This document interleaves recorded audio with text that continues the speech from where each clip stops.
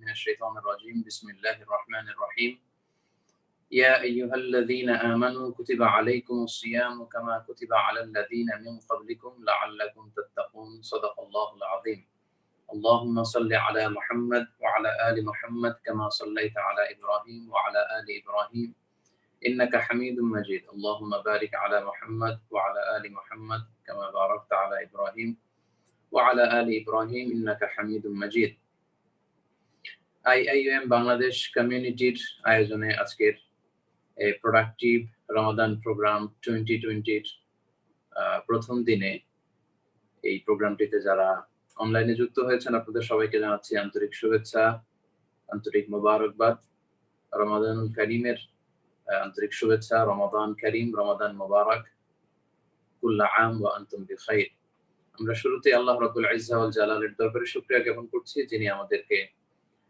একটি বছর শেষে আবারও পবিত্র রমাদানুল মুবারকে এসে পৌঁছবার তৌফিক এনায়েত করেছেন আমরা গত রাতে মালয়েশিয়াতে তারাবির সালাত আদায় করেছি এবং আজকে আমরা মালয়েশিয়াতে প্রথম রমাদান উদযাপন করছি তো এই রমাদান যেহেতু আমরা পেয়েছি আমরা আল্লাহর দরবারে শুকরিয়া জানাচ্ছি আমরা করছি কালিমাতুশ শুকর আলহামদুলিল্লাহ পাশাপাশি আইএম বাংলাদেশ কমিউনিটির প্রোডাক্টিভ রমাদানের এবছরের যারা প্রোগ্রাম ম্যানেজমেন্টে আছেন আমি তাদেরকে আন্তরিক অভিনন্দন জানাই যে অনলাইন বেসড এই প্রোগ্রামটি থ্রু করবার জন্য যেহেতু অন্যান্য বছর ফিজিক্যালি এই প্রোগ্রামটিতে আমরা জয়েন করি এবছর কোভিড-19 আউটব্রেকের কারণে সেটা সুযোগ হচ্ছে না ফলে প্রোগ্রামটিকে একেবারে ক্লোজ না করে দিয়ে অনলাইন বেসড এই জুম অ্যাপের মাধ্যমে এই প্রোগ্রামটি ওনারা করছেন এর জন্য ওনাদেরকে ধন্যবাদ জানাই যারা যুক্ত হয়েছে তাদেরকেও আন্তরিক শুকরিয়া এবং ধন্যবাদ জানাই মূল আলোচনায় যাওয়ার আগে আজকের প্রোগ্রামের যিনি অ্যাঙ্করিং করছিলেন আমাদের সাকিব ভাই উনি একটি প্রশ্ন করেছেন যে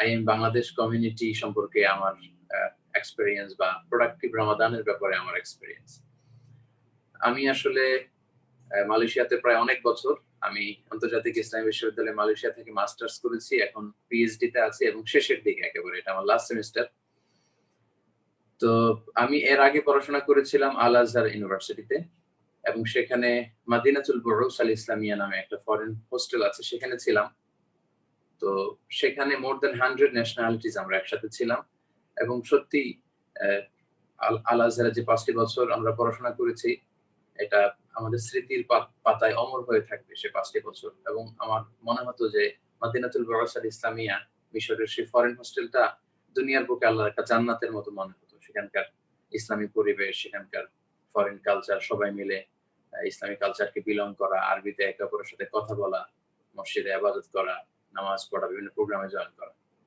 তো সেখান থেকে যখন আমি আইআইএম এ মাস্টার্সের জন্য আসলাম এবং আইআইএম এর কমিউনিটিতে যুক্ত হলাম এখানকার বিভিন্ন অ্যাক্টিভিটির সাথে যুক্ত হলাম এখানকার পরিবেশের সাথে যখন নিজেকে খাপ খাওয়াতে শুরু করলাম তখন আবার নতুন করে একটা ফিলিংস জাগলো যে কেমন যেন মনে হচ্ছে আল্লাহ এক জান্নাত থেকে আরেক জান্নাতে আমাকে নিয়ে এসেছে অর্থাৎ আইএম বাংলাদেশ কমিউনিটি এটা আমাদের একটা হিউজ কমিউনিটি এখানে প্রায় 700-রও বেশি আমি রিসেন্ট সার্ভেটা আমি জানি না বা পরিসংখ্যানটা কত আমি বলতে পারবো না বাট গত বছর পর্যন্ত আমার যেটা ধারণা ছিল প্রায় এটা একটা গ্রোয়িং কমিউনিটি আমাদের 700-রও বেশি স্টুডেন্ট মোর দ্যান 700 স্টুডেন্টস শুধু বাংলাদেশি স্টুডেন্ট আর পৃথিবীর প্রায় শতখানিক দেশের ছাত্রছাত্রী এখানে আমরা পড়াশোনা করি এবং এটা ওআইসির দ্বারা শুরু হয়েছে এই বিশ্ববিদ্যালয় পরবর্তীতে মালয়েশিয়ান গভর্নমেন্ট এটাকে পেট্রন করছে এবং এখানে আমাদের বাংলাদেশ কমিউনিটিটা হচ্ছে প্রবাস জীবনে আমাদের আরেকটা পরিবারের মতো আর কি এখানে আমরা সবাই একসাথে সুখে দুঃখে মিলেমিশে একাকার এবং আইএম বাংলাদেশ কমিউনিটি আমাদের এই কমিউনিটিটাকে উজ্জীবিত রাখার জন্য কানেক্টেড রাখার জন্য অনেক প্রোগ্রাম থ্রো করে থাকে তার মধ্যে থেকে প্রোডাক্টিভ রমাদান হচ্ছে একটি মান্থ লং প্রোগ্রাম যেটি রমাদানের শুরু থেকে একেবারে শেষ পর্যন্ত আমরা এই প্রোগ্রামটি করি এবং যিনি অ্যাঙ্করিং করছিলেন তার মুখ থেকে আপনারা শুনেছেন যে আমরা প্রতিদিন সেখানে তালিমুল কোরআনের ব্যবস্থা থাকে আমাদের মধ্যে থেকে যারা হাফেজ আছেন তারা আমাদেরকে কোরআন শেখায় তারপর সেখানে কোরআন রিসাইটেশনের প্রশিক্ষণ থাকে কিভাবে শুদ্ধভাবে তেলাওয়াতের গুণগত মান রক্ষা করে তেলাওয়াত শিখতে হয় সেটা আমাদেরকে শেখানো হয় তারপর সেখানে প্রতিদিন একটি নির্ধারিত টপিকের উপর আলোচনা হয় আমাদের ইউনিভার্সিটির সম্মানিত শিক্ষক মহোদয়রা সেই আলোচনাতে অংশগ্রহণ করে ইন্টারন্যাশনাল অনেক স্কলাররা সেখানে আলোচনায় অংশগ্রহণ করে আমরা যারা পিএইচডি স্টুডেন্ট আছি পিএইচডি রিসার্চার আমরাও সেই প্রোগ্রামগুলোতে অংশগ্রহণ করি তারপর আমরা একসাথে কয়েকশো ছাত্রছাত্রী মিলে ছাত্ররা আমরা একসাথে ইফতারি করি। আমাদের বোনরা সেন্ট্রাল মস্কের মসজিদে যে উইমেন সেকশন সেখানে বসে ইফতারি করে। তো এখানে সবাই মিলেমিশে আমরা এই প্রোগ্রামটা আসলে কন্ডাক্ট করি। এটার জন্য আমরা একসাথে ফান্ড রেজ করি এবং পুরো প্রোগ্রামটা যাতে সুন্দরভাবে বাস্তবায়ন হয় আমরা সবাই মিলে চেষ্টা করি আরকি। অর্থাৎ আমরা যে দেশের বাইরে আছি এটা আমাদের ফিল হয় না। এখানে বাংলাদেশী বড় ভাইরা আছেন, ব্যবসায়ীরা আছেন, ওনারা এখানে প্যাট্রন করেন এই প্রোগ্রামের জন্য। সব মিলে সারা বছরের আমাদের একটা আগ্রহ এবং আকাঙ্ক্ষার জায়গা থাকে যে কবে আমরা প্রোডাক্টিভ রামাদানের প্রোগ্রাম শুরু করব, কবে আমরা সুন্দর সুন্দর আলোচনাগুলো করব, কবে সবাই মিলে একসাথে ইফতারি শেয়ারিং করা এবং এই প্রোগ্রামের সবগুলো বিষয় আঞ্জাম দেব। তো আসলে সত্যিকার অর্থে আমার এক্সপেরিয়েন্স যেটা যে প্রোডাক্টিভ রামাদান এটা আইএম বাংলাদেশ কমিউনিটির একটা আইকনিক প্রোগ্রাম এবং আমাদের আনন্দ উচ্ছ্বাস ভালোবাসার একটা জায়গা যেখানে আমরা সবাই মিলেমিশে একসাথে কমিউনিটির সবাই একটা ব্যানারের নিচে এসে এই প্রোগ্রামে অংশগ্রহণ করি। কিন্তু দুঃখজনক হলেও সত্য যে কোভিড-19 এর এই পরিস্থিতির কারণে এবছর সরাসরি এই প্রোগ্রামটি আমরা করতে পারছি না। তাই আমরা খুব মিস করছি প্রোগ্রামে সরাসরি অংশগ্রহণ করাটাকে। কিন্তু তাই বলে প্রোগ্রামটি ক্লোজ করা হয়নি। প্রোগ্রামটি অনলাইনে চলবে প্রতিদিন মালয়েশিয়ান সময় 5:30 মিনিটে আপনারা আইআইএম বাংলাদেশ কমিউনিটির পেজে লাইভ দেখতে পাবেন এবং বিভিন্ন স্কলারদের আলোচনা শুনতে পাবেন।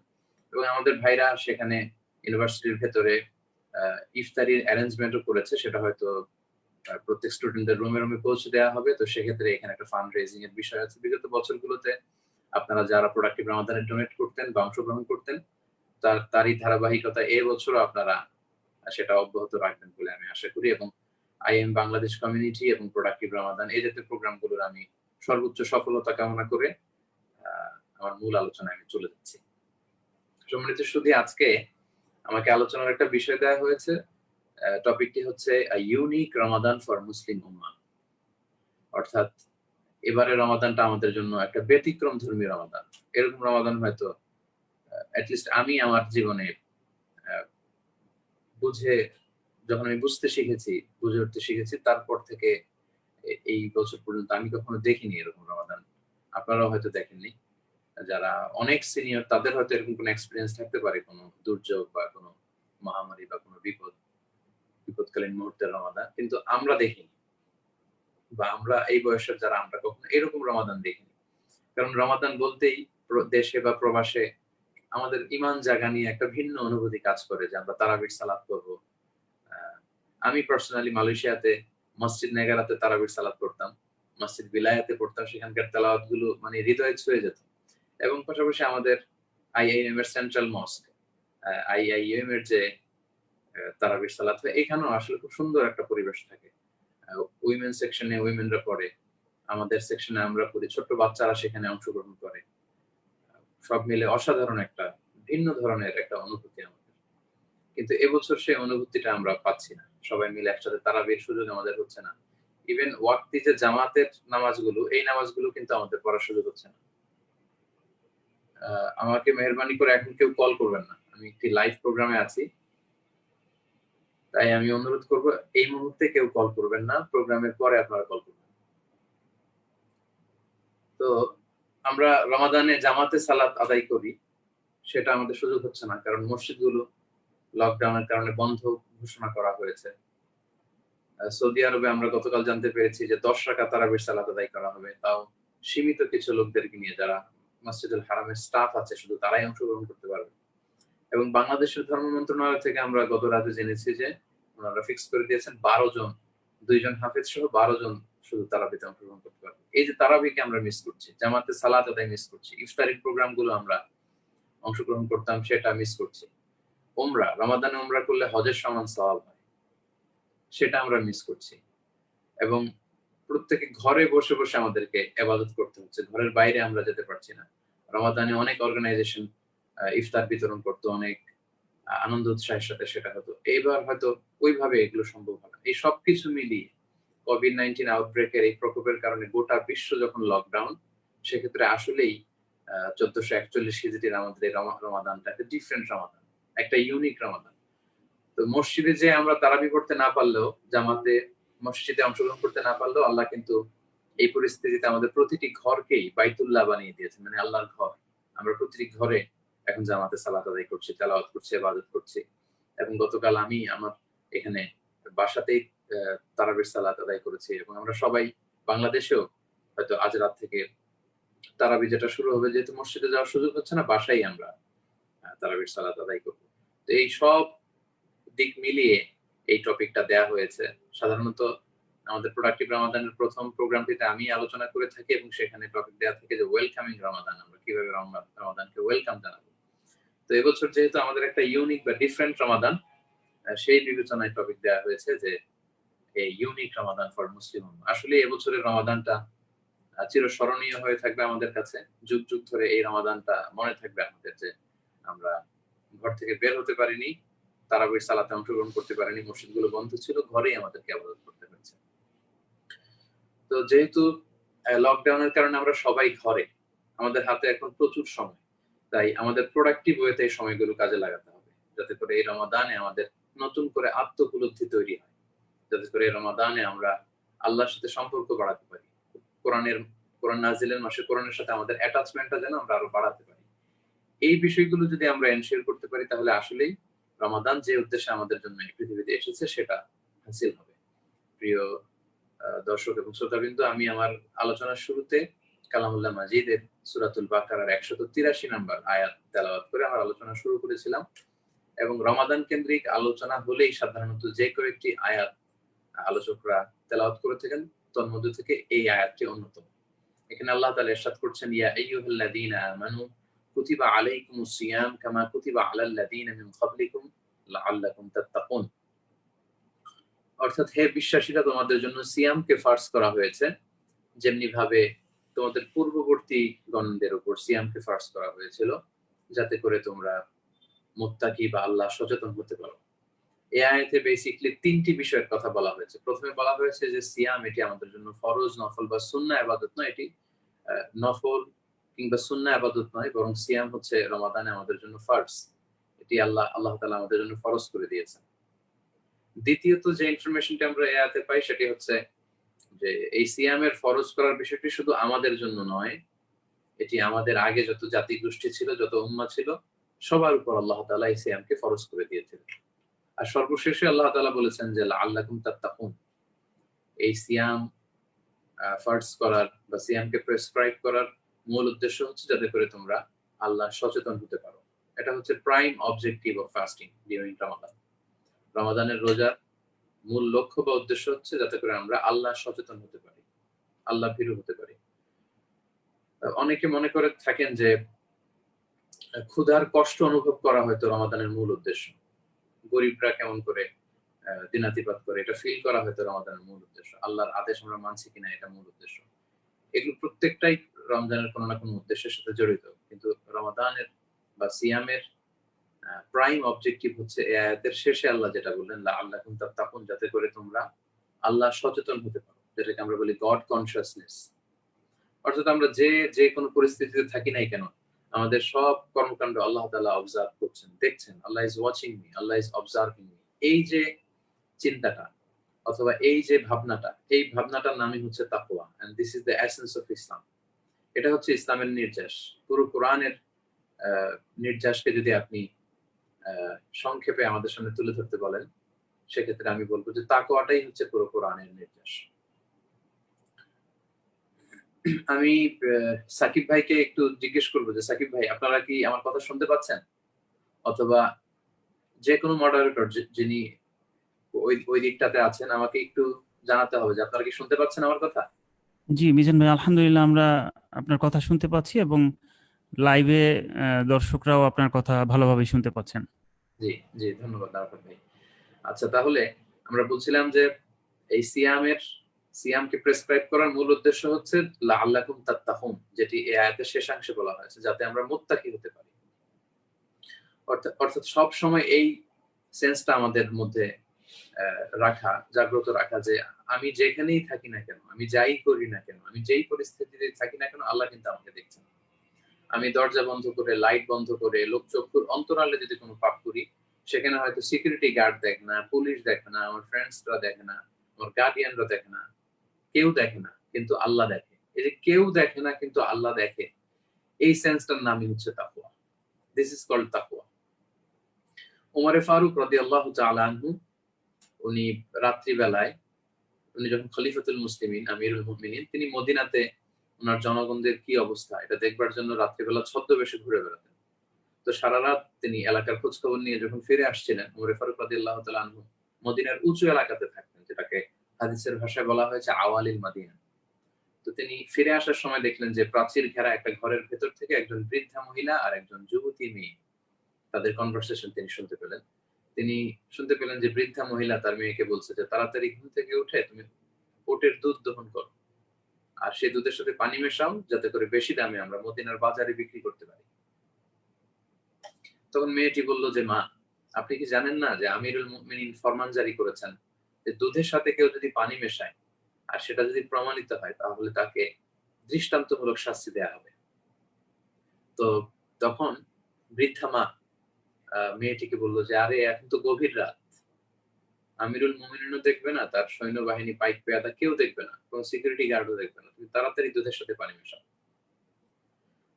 তো তখন মেয়েটি একটি অসাধারণ উত্তর দিয়েছিল তার মাকে। তখন মেয়েটি বলছিল যে মা, লাউলা রাআ উমর লা রাআ রাব্বু উমর। মা, ওমর যদি নাও দেখে, ওমরের রব আল্লাহ কিন্তু দেখছেন। এটা ঠিক যে গভীর রাত ওমরে ফারুক দেখছেন না, তার সৈন্যবাহিনী দেখছেন না, কিন্তু কেউ না দেখলেও মা, আল্লাহ কিন্তু দেখে। আমি অন্ধকারেও যদি দুধে পানি মেশাই, আমি যে কোনো পরিস্থিতিতেই থাকি না কেন, কেউ দেখে না, কিন্তু আল্লাহ কিন্তু দেখে। এই মেয়ের এই জবাবটি ওমরে ফারুক রাদিয়াল্লাহু তাআলা আনহু খুব পছন্দ করেছিলেন। তো দিস ইজ কল্ড তাকওয়া। এই যে সিয়াম সাধনের উদ্দেশ্যের কথা আল্লাহ বললেন, প্রাইম অবজেক্টিভ, যে মূল লক্ষ্য হচ্ছে লাআল্লাকুম তাত্তাকুন। এই যে এই যুবতী মেয়েটির যে সেন্সটা ডেভেলপ করেছিল, এই সেন্সটা ডেভেলপ করাটাই হচ্ছে সিয়ামের মূল উদ্দেশ্য। কারণ রমাদানে লোকদের চেহারা দেখে বোঝা যায় না যে কে রোজা রেখেছে আর রাখেনি। আমাদের সামনে যদি ৩ জন রোজাদার আর ৩ জন বেরোজাদার লোককে আমাদের সামনে এনে রাখা হয় আর আইডেন্টিফাই করতে বলা হয় যে তাদের চেহারা দেখে আইডেন্টিফাই করুন কে রোজা রেখেছে আর কে রাখেনি। আমরা চেহারার দিকে তাকিয়ে কিন্তু বুঝবো না যে কে রোজা রাখলো আর কে রাখেনি, কারণ চেহারা দেখে বোঝা যায় না। এটা একান্তই ভেতরগত একটা ব্যাপার। আমরা একমাত্র আল্লাহর ভয়েই কিন্তু এই সিয়ামটা পালন করি, এটা দেখানো যায় না।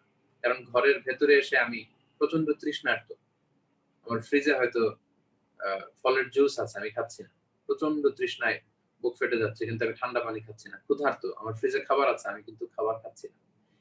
এই যে ক্ষুধা এবং তৃষ্ণা,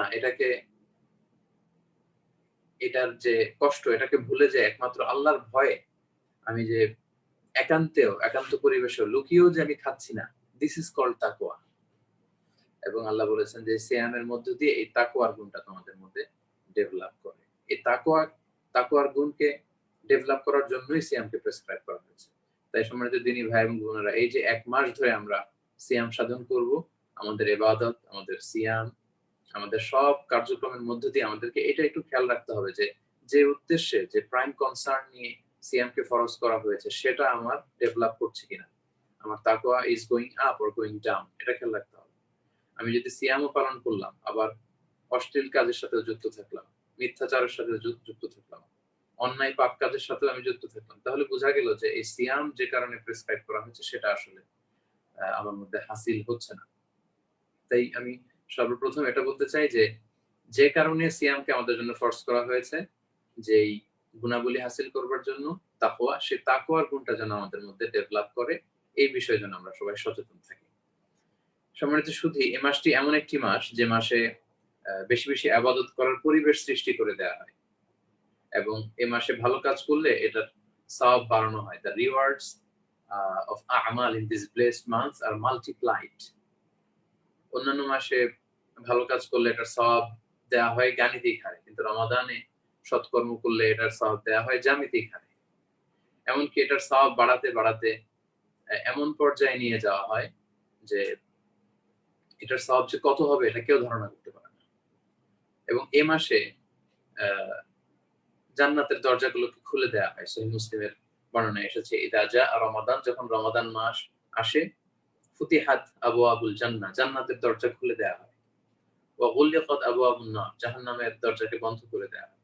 ওয়া সুফিদাতিশ শায়াতিন, আরেক বর্ণনায় এসেছে ওয়া সুলসিলাতিশ শায়াতিন, শয়তানের মধ্য থেকে যেগুলো মারাদ্দাতুল জিন, এগুলোকে চেইন আপ করা হয়, শিকলবন্দি করা হয়। ফলে ইবাদতের একটা আবহ তৈরি হয়, ইবাদত করবার একটা পরিবেশ সৃষ্টি হয়। ফলে মানুষ বেশি বেশি ইবাদত করতে পারে এবং ইবাদতের প্রতি মানুষ আগ্রহী হয়। এবং এই যে আমরা সারাদিন সিয়াম পালন করছি, এর সওয়াব কোনো বিশেষ সংখ্যায়িত বা সীমায়িত করা যাবে না। যখন ফেরেশতারা অন্যান্য ভালো কাজের সওয়াব লিখে, সেক্ষেত্রে সিয়ামের সওয়াব যখন তারা লিখতে চায়, আল্লাহ বলে যে না, এটার কোনো সওয়াব তোমরা লিখবে না, কারণ এটা আমার জন্য রাখা হয়েছে, আমি নিজেই এটার সওয়াব বা আমি নিজেই এটার প্রতিদান, আমি নিজেই এটার পুরস্কার। হাদিসে এসেছে কুল্লু আমালি ইবনে আদম ইদাআফ ওয়াল হাসানাতু বিআশরি আমসালিহা ইল্লা আস-সাওম ফাইন্নাহু লি ওয়া আনা আজসি বিহি। আরেক বর্ণনায় এসেছে ওয়া আনা উজজা বিহি। বনি আদমের সব ভালো কাজের সওয়াব দেওয়া হয়, এটা বাড়ানো হয়, কিন্তু রোজার সওয়াব এটাকে বাড়ানো হয় না, এটা সীমায়িত করা হয় না, এটার সওয়াব কত এটাকে আইডেন্টিফাই করা যায় না। কারণ আল্লাহ বলছেন কারণ ফাইন্নাহু লি, এটা রেখেছে আমার বান্দারা আমার জন্য, আমাকে খুশি করতে, তাই আমি এটার প্রতিদান। অর্থাৎ সিয়ামের কারণে, সিয়ামের বদলে তারা আমাকে পাবে। I am the reward of fasting. আমি নিজেই হচ্ছে সিয়ামের প্রতিদান। হাদিসে দুই ভাবে এক্সপ্রেশনটা এসেছে যে আমি নিজ হাতে পার্সোনালি এটার পুরস্কার দিব, আরেক বর্ণনায় এসেছে যে আমি নিজে এটার পুরস্কার হয়ে যাব। সুবহানাল্লাহ, আল্লাহ নিজেই হচ্ছেন পুরস্কার। অর্থাৎ আমরা আল্লাহর সাথে মিট করার সুযোগ পাবো, আল্লাহ তাআলাকে সেদিন জান্নাতে আমরা দেখার সুযোগ পাবো এই সিয়ামের কারণে। এবং সারাদিন এই ফাস্টিং এর কারণে রোজাদারের মুখ থেকে যে একটা দুর্গন্ধ আসে, আল্লাহ তাআলা বলছেন যে এটা আতিয়াবু ইনদাল্লাহি মিন রিহিল মিস্ক, মিস্কের যে পারফিউম, এর চেয়ে আল্লাহর কাছে এটা বেশি সুঘ্রাণ। এটা বলে আল্লাহ তাআলা রোজাদারের সম্মান বা স্ট্যাটাস বা মর্যাদা যে কত হাই, কত উচ্চ মানের আল্লাহ তাআলার কাছে, এটাকে আল্লাহ তাআলা বুঝিয়েছেন। পাশাপাশি রমাদানের সিয়াম যারা পালন করবে তাদের জন্য জান্নাতে একটা স্পেশাল গেটের কথা বলা হয়েছে। সহিহ বুখারীতে এসেছে যে ফিল জান্নাতি সামানিয়াতু আবওয়াব, জান্নাতে 8টি দরজা আছে। ফিহা বাবুন ইউসাম্মা আর-রায়্যান, সে 8টি দরজার মধ্যে একটা স্পেশাল দরজা আছে বা গেট আছে যেটার নাম হচ্ছে রায়্যান। লা ইয়াদখুলুহু ইল্লা আস-সাইমুন, রোজাদাররা ছাড়া কেউই এই রায়্যান দরজা দিয়ে ঢোকার সুযোগ পাবে না। এবং সুনানে তিরমিজির এডিশনাল একটা বর্ণনা এসেছে যে মান দাখালাহু লাম ইয়াজমা আবাদা, একবার যে ব্যক্তি রায়্যান দরজা দিয়ে ঢুকবে সে চিরকালের জন্য তৃষ্ণা হারাবে, তার আর গলায় তৃষ্ণা থাকবে না। You will never be thirsty again, আর কখনো তার গলায় তৃষ্ণা থাকবে না। এবং এ রমাদান এত বরকতময় মাস যে মাসের প্রতি রাতে, সুনানে তিরমিজির এক বর্ণনা এসেছে যে প্রতি রাতে ইউনাদি মুনাদিন, আল্লাহ তাআলার পক্ষ থেকে এক আহ্বানকারী ফেরেশতা আমাদের সবাইকে আহ্বান করতে থাকে, ডাকতে থাকে এবং বলতে থাকে ইয়া বাগিয়াল খাইরি আকবিল, হে কল্যাণের পথের যাত্রী, আকবিল, গো ফরওয়ার্ড, প্রসিড, সামনে যাও, ভালো কাজ বা নেক আমল যা করছো আরো করো, করতে থাকো। ওয়া বাগিয়াশ শাররি আকসির, আর হে অকল্যাণের পথের যাত্রী আকসির, হে পাপাচারী, আকসির, স্টপ, এটা পাপ করা, এটা অন্যায় করার মাস নয়, এটা গুনাহ কামানোর মাস নয়, থেমে যাও, স্টপ, থামো, অনেক হয়েছে, আর না, এবার থামো। এবং ওয়ালিল্লাহি উতাকাউ মিনান নার ওয়া যালিকা কুল্লা লাইলা, এবং প্রতি রাতে আল্লাহ তাআলা অসংখ্য বান্দাকে জাহান্নামের আগুন থেকে মুক্তি দিয়ে থাকেন এই রমাদানের রাতগুলোতে। এজন্য আল্লাহ রাসূল সাল্লাল্লাহু আলাইহি ওয়াসাল্লাম এ মাসে একটি দোয়া খুব বেশি পড়তেন, তিনি পড়তেন আল্লাহুম্মা ইন্না নাসআলুকাল জান্নাতা ওয়া নাউযু বিকা মিনান নার, অর্থাৎ হে আল্লাহ, আমি আপনার কাছে বা আমরা আপনার কাছে জান্নাত চাই এবং আমরা আপনার কাছে জাহান্নাম থেকে পানাহ চাই। তাই আসুন এই রমাদানুল মুবারকে, ইবাদতের মাস, এটা হচ্ছে মৌসুমুল ইবাদা। ব্যবসায়ীদের ব্যবসার একটা সময় থাকে, ওই সময় ব্যবসায়ীরা খুব বেশি ব্যবসা করে, অন্যান্য সময় ব্যবসা বন্ধ থাকলেও সমস্যা নেই, কিন্তু যখন পিক সিজন তখন তাদেরকে ব্যবসা করে নিতে হয়। তা রমাদানটা হচ্ছে ইবাদতের পিক সিজন, এটাকে বলা হয় মৌসুমুল ইবাদা। এখানে নফল করলে ফরজের সমান সওয়াব, ফরজ করলে 70 থেকে 700 গুণ সওয়াব। সো এই মাসে আমাদেরকে সৎকর্ম করে, ভালো কাজ করে যত বেশি সওয়াব কামিয়ে নেওয়া যায়, এটা হচ্ছে বুদ্ধিমানের কাজ। বুদ্ধিমানরা সময়কে কাজে লাগায়। এবং এত অপরচুনিটি পাওয়ার পরে রমাদানের এই সুযোগকে যারা কাজে লাগালো না, তাদের জন্য স্বয়ং আল্লাহ রাসূল সাল্লাল্লাহু আলাইহি ওয়াসাল্লাম স্বয়ং তিনি নিজে বদদুয়া করেছেন এবং বদদুয়া শেষে তিনি বলেছেন আমিন। এটা কিন্তু একটা ভয়ঙ্কর হুঁশিয়ারি, সম্মানিত ভাই এবং বোনেরা। আল্লাহ রাসূল সাল্লাল্লাহু আলাইহি ওয়াসাল্লাম মসজিদে নববীতে তিনি যে মিম্বারে দাঁড়িয়ে জুমার খুতবা দিতেন, মিম্বারের প্রথম স্টেপে পা রেখে তিনি আওয়াজ করে বললেন আমিন, দ্বিতীয় স্টেপে পা রেখে আওয়াজ করে বললেন আমিন, তৃতীয় স্টেপে পা রেখে তিনি আওয়াজ করে বললেন আমিন। সাহাবারা তখন জিজ্ঞেস করলেন, রাসূলুল্লাহ আপনি 3 বার আমিন কেন বললেন? আমরা তো কিছুই বুঝতে পারলাম না। তখন আল্লাহর হাবিব সাল্লাল্লাহু আলাইহি ওয়াসাল্লাম বললেন যে, আমি যখন প্রথম স্টেপে পা রেখেছি তখন জিবরাইল আমাকে এসে বলেছে যে, আপনার নাম শোনার পরে যে ব্যক্তি দুরূদ পড়ল না সাল্লাল্লাহু আলাইহি ওয়াসাল্লাম, এটা পড়ল না, তার ধ্বংস বা সে জাহান্নামী। আপনি পড়ুন আমিন। তখন আল্লাহ রাসূল সাল্লাল্লাহু আলাইহি ওয়াসাল্লাম পড়েছেন আমিন। দ্বিতীয় স্টেপে যখন তিনি পা রেখেছে তখন জিবরাইল আলাইহিস সালাম এসে বললেন যে, হে আল্লাহর রাসূল, মাতা-পিতাকে বৃদ্ধ অবস্থায় পেয়েও তাদের খেদমত করে, তাদের সন্তুষ্টি অর্জন করে যারা জান্নাতি হতে পারল না, তাদের ধ্বংস। আপনি পড়েন আমিন। আমি পড়েছি তখন আমিন। তৃতীয় স্টেপে যখন আল্লাহ রাসূল সাল্লাল্লাহু আলাইহি ওয়াসাল্লাম পা রাখলেন তখন জিবরাইল আলাইহিস সালাম এসে বললেন, হে আল্লাহর রাসূল, রমাদানুল মুবারক পেয়ে গুনাহ মাফ করার এত সুবর্ণ সুযোগ পেয়েও যে ব্যক্তি নিজের গুনাহকে ক্ষমা করাতে পারল না, জাহান্নাম থেকে নিজের মুক্তি নিশ্চিত করতে পারল না, তার জন্য ধ্বংস। আপনি পড়ুন আমিন। আল্লাহর হাবিব সাল্লাল্লাহু আলাইহি ওয়াসাল্লাম তখন আওয়াজ করে পড়েছেন আমিন। সম্মানিত সুধী, এটা কিন্তু আল্লাহ রাসূল সাল্লাল্লাহু আলাইহি ওয়াসাল্লামের বদদোয়া এবং আমাদের জন্য একটা ওয়ার্নিং, একটা হুঁশিয়ারি যে এই বরকতের মাস পেয়েও যদি আমরা নিজেদেরকে পাপ মুক্ত করতে না পারি, নিজেদেরকে আল্লাহর প্রিয় বান্দাদের অন্তর্ভুক্ত করতে না পারি, তাহলে আমরা আসলে লুজার। আমাদের চাইতে বড় কপাল পোড়া আর হতভাগা কেউ হবে না।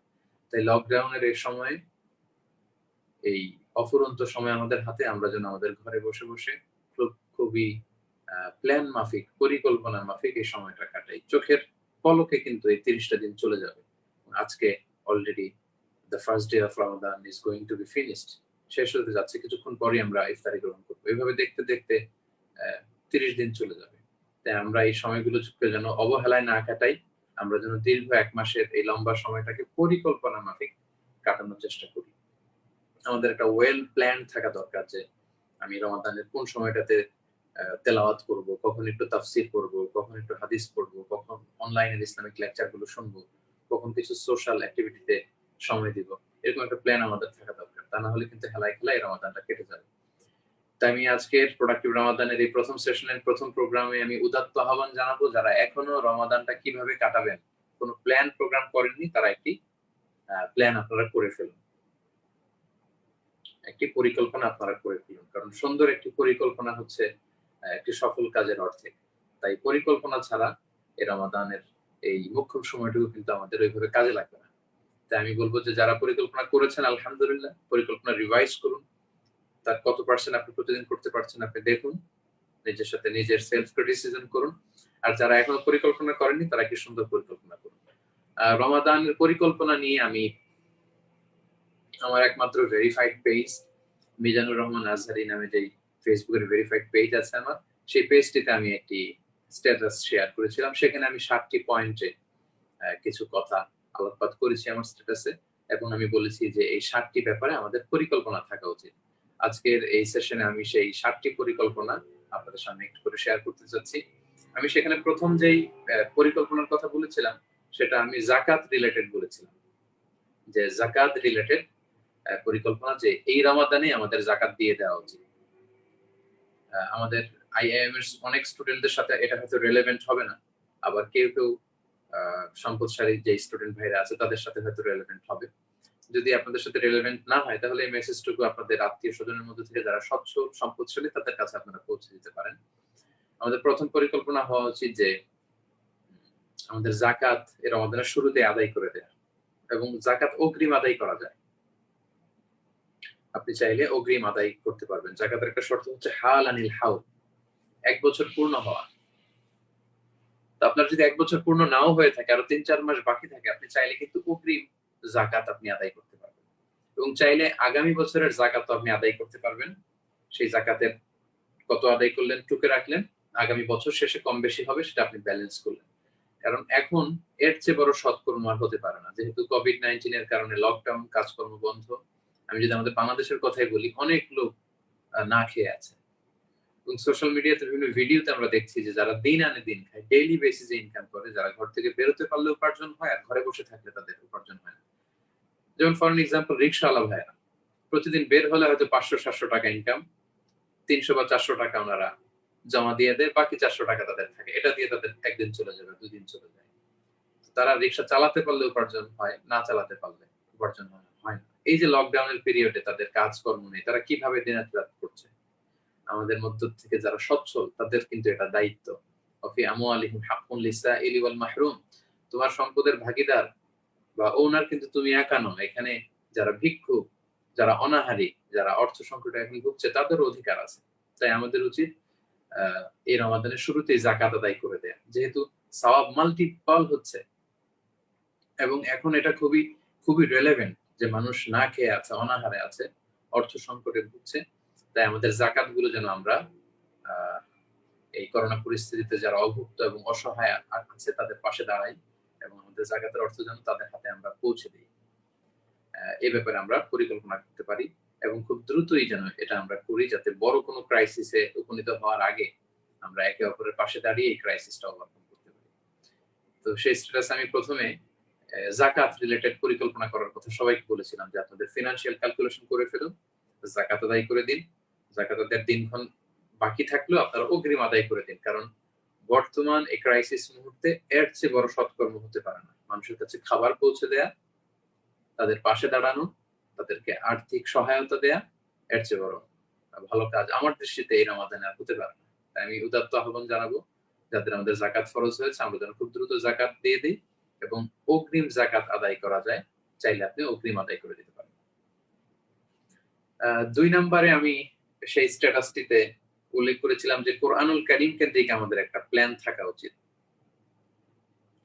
আমাদের দেশে, বাংলাদেশে একটা ট্রেডিশন আছে যে খতম দেয়া একটা টেন্ডেন্সি, যে কেউ 5 খতম 7 খতম দিবে, এরকম বলে যে আমি 7 খতম দিয়েছি রমাদানে, আমি 10 খতম দিয়েছি। তো এই খতম দেওয়াটা কিন্তু খুব জরুরি না। জরুরি হচ্ছে বিশুদ্ধ তেলাওয়াত করা, তেলাওয়াতের গুণগত মান নিশ্চিত করে তেলাওয়াত করা, এবং সবচেয়ে জরুরি হচ্ছে তাদাব্বুর করা, অর্থাৎ বুঝে বুঝে অনুধাবন করে কোরআনিক মেসেজগুলো হৃদয়ে ধারণ করে বা হৃদয়ঙ্গম করার চেষ্টা করা, এটা বেশি জরুরি।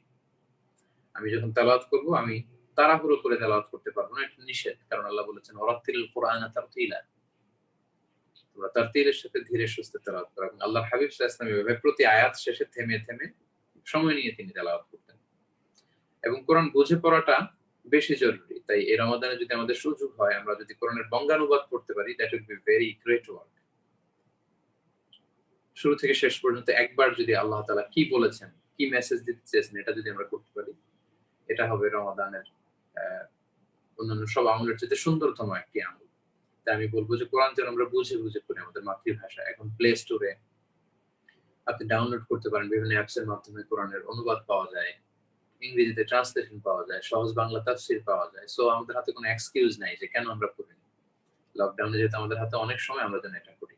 আল্লাহ বলছেন আফালা ইয়াতাদাব্বারুনাল কুরআন আম আলা কুলুবিন আকফালুহা, তারা কি কোরআন নিয়ে গভীর ধ্যানে নিমগ্ন হয়ে তা অন্তর ধারণ করবে না, নাকি ওদের মনের দরজায় তালা ঝুলিয়ে দেওয়া হয়েছে? তাই কোরআন নাজিলের মাসে আমরা যেন কোরআনের সাথে সম্পর্ক বাড়াই, আমরা যেন বেশি বেশি তেলাওয়াত করি এবং কোরআনকে যেন আমরা বুঝে পড়বার চেষ্টা করি। সম্মানিত শুধু এই রমাদান, এই কদর, এই সবকিছুর মূল দিকটা হচ্ছে কিন্তু কোরআন। কারণ রমাদান শ্রেষ্ঠ মাস হয়েছে এই কারণে যে এই মাসে কোরআন নাজিল হয়েছে। কদরের রাত শ্রেষ্ঠ হয়েছে কিন্তু এই কারণে যে এই রাতে কোরআন নাজিল হয়েছে। জিবরাইল আলাইহিস সালাম শ্রেষ্ঠ ফেরেশতা হয়েছেন কারণ তিনি কোরআন নিয়ে এসেছেন। আল্লাহর হাবিব সাল্লাল্লাহু আলাইহি ওয়াসাল্লাম শ্রেষ্ঠ রাসূল কারণ তিনি কোরআন পেয়েছেন। আমরা জাতিগোষ্ঠীর মধ্যে থেকে শ্রেষ্ঠ জাতি বা শ্রেষ্ঠ উম্মাহ, আমাদেরকে বলা হয় কুনতুম খায়রা উম্মাহ, তোমরা শ্রেষ্ঠ জাতি। আমাদের শ্রেষ্ঠত্বের কারণ হচ্ছে যে আমরা কোরআন পেয়েছি। অনুরূপভাবে আমাদের মধ্যে থেকে যারা কোরআনের সাথে সুসম্পর্ক গড়ে তুলবে, কোরআনকে হৃদয়ে স্থান দিবে, তার মর্যাদাও কিন্তু আল্লাহর কাছে সবচেয়ে বেশি হবে এবং সেই হবে আল্লাহর কাছে শ্রেষ্ঠতম প্রিয় মানুষ বা প্রিয় বান্দা। তাই কোরআন নাজিলের মাসে আসুন আমরা কোরআনের সাথে সম্পর্ক জুড়ে দিই এবং আমরা প্ল্যান করে ফেলি যে আমরা কখন তেলাওয়াত করব, কখন আমরা অনুবাদ করব, কখন আমরা কোরআনের সাথে সময় দিব। 3 নম্বরে আমি যেটা বলেছিলাম যে যেহেতু লকডাউনে আছি, আমরা সবাই বাসায় আছি, হাতে প্রচুর সময়, এই সময়গুলোকে যাতে আমরা প্রোডাক্টিভ কাজে লাগাই। আমরা বাসায় ইসলামী হালাকা করতে পারি, আর সবাই মিলে কোরআন পড়তে পারি, সবাই মিলে কোরআনের সূরা মুখস্থ করতে পারি, একে অপরকে শোনাতে পারি, হাদিসের আমরা হালাকা করতে পারি। অনলাইন বেসড অনেক ভালো ভালো শায়েখদের লেকচার শুনতে পাওয়া যায় ইউটিউবে। অনেক শায়েখরা, যেহেতু সবাই এখন লকডাউন, অনেক শায়েখরা এখন লাইভ প্রোগ্রামে আসছেন, লাইভ স্ট্রিমিং আমরা যুক্ত হতে পারি। এভাবে আমরা আমাদের সময়গুলো কিন্তু প্রোডাক্টিভ হয়ে কাটাতে পারি। তারপর আমি বলেছিলাম যে তারাবির সালাতের ক্ষেত্রে রাকাত বিতর্ক এড়িয়ে চলার আমি উদাত্ত আহ্বান জানিয়েছিলাম আমার সেই স্ট্যাটাসটিতে। আমাদের বাংলাদেশে রমাদান আসলেই তারাবির সালাত ৮ রাকাত না ২০ রাকাত, এটা নিয়ে খুব বেশি ঝগড়া শুরু হয়।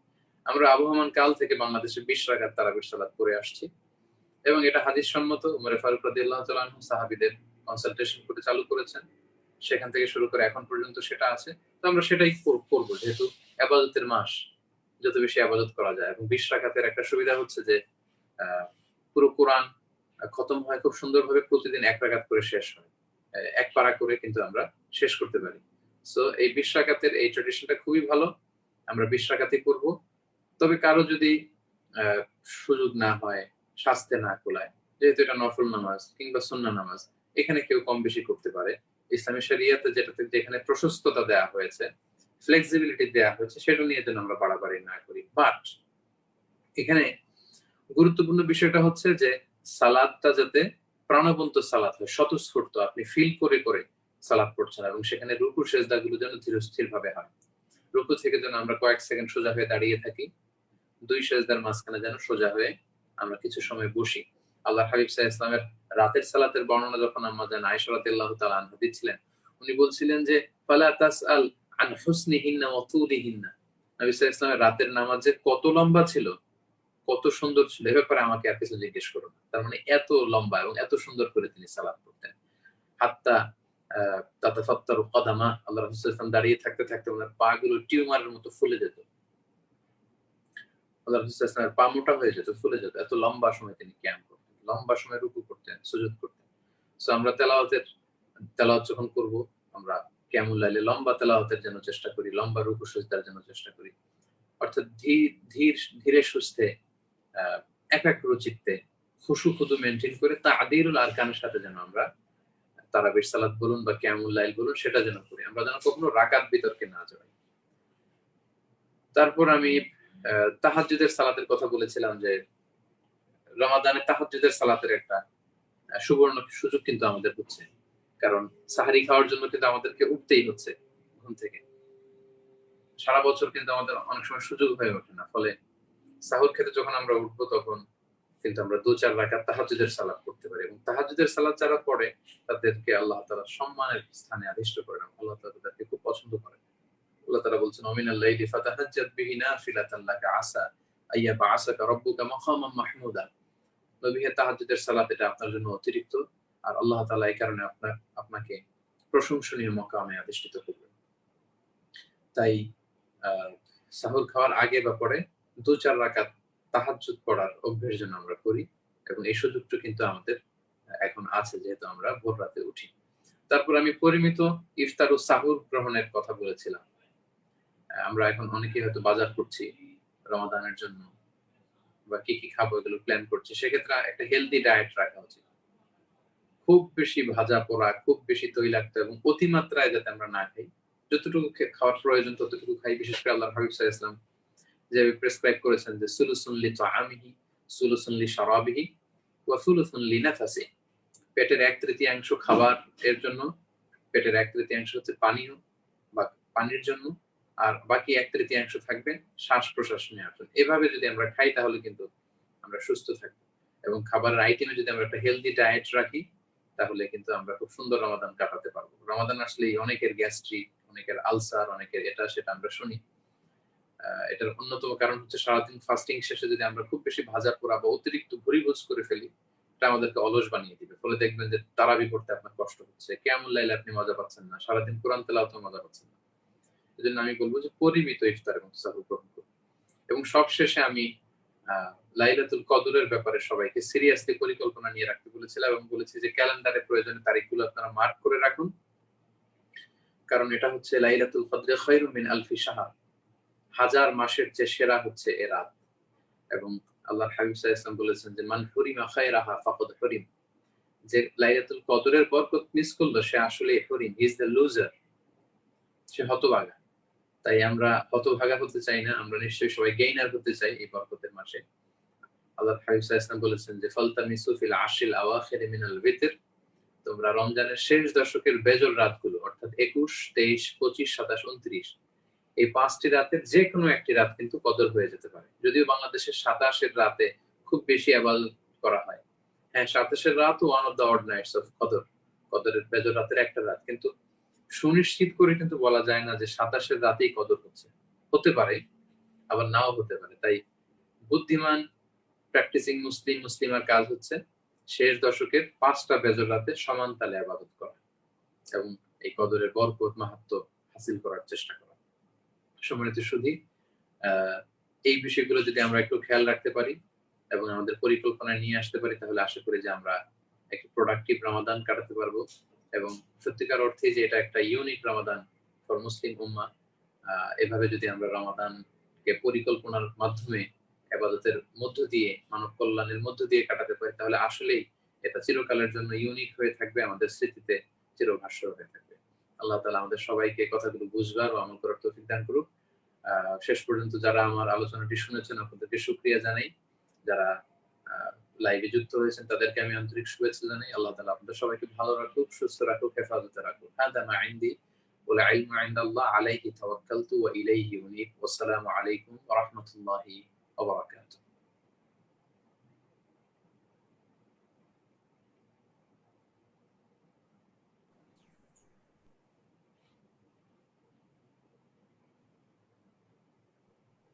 আসসালামু আলাইকুম। শেখ, আপনাকে একটু আবার কষ্ট দিব, আমাদের কয়েকটা কোশ্চেন এসেছে, আমরা খুব সংক্ষেপে আপনার কাছ থেকে অ্যান্সার নেওয়ার চেষ্টা করব, যেহেতু আজকে প্রথম দিন আপনাকে অনেকে রিকোয়েস্ট করেছেন। তা আমরা কোশ্চেন গুলো একটু সামারি করে আপনাকে বলে দিচ্ছি, আপনি জাস্ট কয়েক মিনিট টাইম নিয়ে এগুলা অ্যান্সার গুলো নিয়ে আসবেন ইনশাআল্লাহ। শুরুতে সঞ্জিদা নামে এক বোন আমাদেরকে কোশ্চেন করেছেন, ওনার দাদু অসুস্থ এই সময়, উনি কোশ্চেন করেছেন অন্য কেউ রোজা রেখে দিলে ওনার দাদুর রোজাগুলা হবে কিনা। আমাদের মাঝে তামিম ভাই কোশ্চেন করেছেন মেসওয়াক এবং টুথপেস্ট এর ব্যবহার, এই বিষয়ে আপনার কাছ থেকে কিছু জানতে চাচ্ছেন। এরপরে আমাদের মাঝে আরাফাতুল সামি, উনি বলেছেন জুমার নামাজ মসজিদে না পড়লে কি হবে, মসজিদে না পড়লে কি হবে জুমার নামাজ, এই বিষয়ে জানতে চাচ্ছেন। এরপরে আরেকজন ভাই কোশ্চেন করছেন তাহাজ্জুদের নামাজের নিয়ম এবং নিয়ত, এই বিষয়ে জানতে চাচ্ছেন। আর আমরা সর্বশেষ আরেকটি কোশ্চেন নিব যে রমাদানের নিয়ত নির্দিষ্ট কোনো বাক্য বা নির্দিষ্ট কোনো সময় আছে কিনা, এই বিষয়ে আপনার কাছ থেকে জানতে চাচ্ছেন। আমাদের এর বাহিরেও আরো অনেক কোশ্চেন এসেছে, আমাদের যেহেতু আমাদের এখানে ইফতার গ্রহণের টাইম হয়ে গিয়েছে, তো আমরা খুব কম সময় আপনার কাছ থেকে একটু কষ্ট করে কোশ্চেনের অ্যান্সার গুলা শোনার চেষ্টা করবো ইনশাআল্লাহ। জি, ধন্যবাদ সাকিব ভাই। কিছু প্রশ্ন এসেছে, আমি অনুরোধ করব, আমি একটি লাইভ প্রোগ্রামে আছি, কেউ আমাকে কল দিবেন না, প্রোগ্রাম শেষে আমাকে কল দিলে তখন আমাকে পাওয়া যাবে। জি, প্রথম প্রশ্ন করেছে এক বোন যে তার দাদু অসুস্থ, এখন তার দাদুর পক্ষ থেকে অন্য কেউ রোজা রাখলে হবে কিনা। না, তার দাদুর পক্ষ থেকে অন্য কেউ রোজা রাখবে না, বরং তার দাদু যদি এমন অসুস্থতা হয়ে থাকে যে এই অসুস্থতা থেকে সুস্থ হওয়ার কোনো সুযোগ নেই, তাহলে তার দাদু ফিদিয়া দিয়ে দিবে। আর যদি অসুস্থতা এমন হয় যে এখন তিনি অসুস্থ এবং আশা করা যাচ্ছে কিছুদিনের মধ্যে সুস্থ হবে, মাস দুয়েকের পরে, তাহলে তার দাদু পরবর্তীতে এই রোজাগুলো রাখবে যদি শক্তি সামর্থ্য রাখে। কারণ কালামুল্লাহ মাজিদে আল্লাহ তাআলা ইরশাদ করছেন, ফামান কানা মিনকুম মারিদান আও আলা সাফারিন ফাইদ্দাতুম মিন আইয়ামিন উখরা, তোমাদের মধ্যে থেকে কেউ যদি অসুস্থ হয় কিংবা সফরে থাকে, সে যেন এই অসুস্থতা বা সফরের কারণে যে কয়টা রোজা ভাঙলো ফাইদ্দাতুম মিন আইয়ামিন উখরা, তারা যেন অন্য সময়ে বাকি 11টি মাসের যে কোনো সময়ে যতটি রোজা ভেঙেছিল ততগুলো গুনে গুনে রাখে। লেটস সে অসুস্থতার কারণে 10টি রোজা যদি আপনার ভাঙা যায়, তাহলে আপনি এই 10টি রোজা বাকি 11 মাসের যে কোনো সময় আপনার ফ্লেক্সিবল টাইমে আপনি রাখতে পারেন। কিন্তু যদি প্রশ্ন করেছেন তার দাদুর শারীরিক অবস্থা যদি এমন হয় যে 70 ঊর্ধ্ব বা 80 ঊর্ধ্ব বয়স, এতটা অসুস্থতা এবং শেষ বয়সে চলে এসেছেন, সুস্থ হওয়ার সম্ভাবনা নেই, সেক্ষেত্রে তিনি ফিদিয়া দিবেন। কারণ কোরআনে আল্লাহ তাআলা বলে দিয়েছেন ফিদিয়াতু তুআমু মিসকিন ওয়া আলাল্লাযিনা ইউতিকুনাহু ফিদিয়াতু তুআমু মিসকিন, যারা রোজা রাখার সামর্থ্য রাখে না, অনেক বয়স হয়ে গিয়েছে বা এমন অসুস্থতা যে অসুস্থতা থেকে সুস্থ হওয়ার সম্ভাবনা নেই, তারা ফিদিয়াতু তুআমু মিসকিন, মিসকিনদেরকে ফিদিয়া দিবে। ফিদিয়া কি পরিমাণে দিবে এ নিয়ে অনেক মতামত আছে। সংক্ষেপ কথা হচ্ছে প্রতিটি রোজার জন্য ফর এভরি ফাস্টিং 2 মিলস, একজন মিসকিনকে 2 বেলা খাবার খাওয়াবে। যদি 10টি রোজা ভাঙা যায় তাহলে একজন গরিবকে 2 বেলা খাবার খাওয়াতে যত টাকা লাগে, লেটস সে আমাদের বাংলাদেশে যদি এক বেলা একজনকে খাওয়াতে 100 টাকা আমরা হিসাব করি, তাহলে 2 বেলা খাওয়ানোর জন্য 200 টাকা, তাহলে প্রতিটি রোজার জন্য তিনি 200 টাকা কোন মিসকিনকে দিয়ে দিবেন। 30টি রোজা যদি ভাঙা যায় তাহলে 30 রোজার জন্য এরকম যত টাকা আসে সেটা দিয়ে দিলে ফিদিয়া আদায় হয়ে যাবে।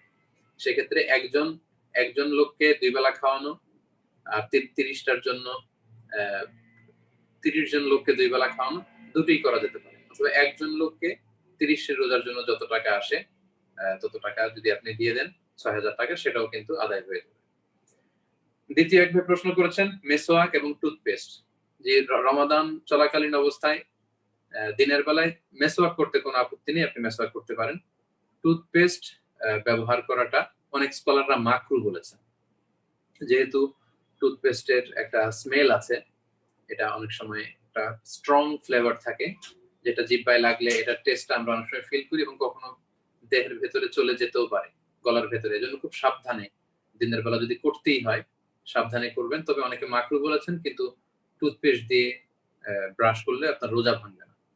তারপর একজন প্রশ্ন করেছেন যে এই যে জুমার নামাজে আমরা যেতে পারছি না, এতে কি হবে? সেক্ষেত্রে আমি বলবো যে যেহেতু এটা ইমার্জেন্সি পিরিয়ড, লা ইকাল্লিফুল্লাহু নাফসান ইল্লা উসআহা, আল্লাহ সাধ্যের বাইরে মানুষের উপর কিছু চাপিয়ে দেয় না। আর ইউরিদুল্লাহু বিকুমুল ইউসরা ওয়া লা ইউরিদু বিকুমুল উসর, আল্লাহ তোমাদের জন্য সহজ চান, কঠিন চান না। প্রচন্ড বৃষ্টির দিনে আল্লাহর হাবিব সাল্লাল্লাহু আলাইহি ওয়াসাল্লাম মুয়াজ্জিনকে বলেছেন আজকে আর মসজিদে আসতে বলো না, তোমরা বলে দাও সাল্লু ফি বুয়ুতিকুম বা সাল্লু ফি রিহালিকুম, যে যেখানে আছেন সেখানেই নামাজ পড়েন।